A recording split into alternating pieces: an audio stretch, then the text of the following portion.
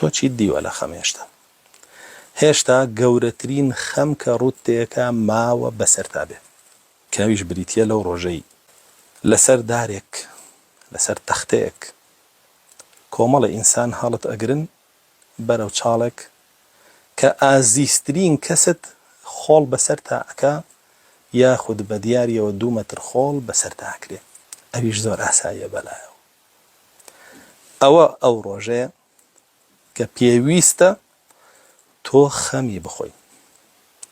چونکە بەڕاستی ئەوە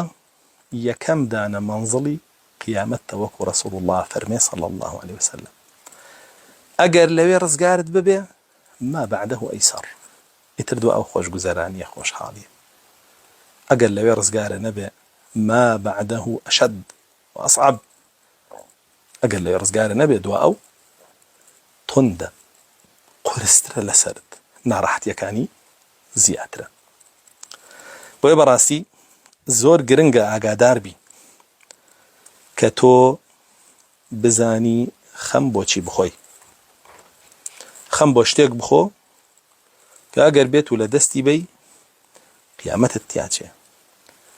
و ئەگەر بێت و بە دەستیشی بهێنی قیامەتت تیانەچێ خەمەکانت هەمووی بکە بە یەک خەمی قیامەت الله سبحانه وتعالى خەمەکانی دنیات لەبیرە باتەوە رسول الله صلى الله عليه وسلم فرمي من جعل الهموم هما واحدا هم آخرته كافاه الله هم دنيا هر کەسێ فەرمێ هەموو خەمەکانی بکا بە یەک و بیکاتە خەمی قیامەتی الله سبحانه وتعالى خەمەکانی دنیای لە کۆڵەخە بۆیە بزانە خەم بۆچی خۆی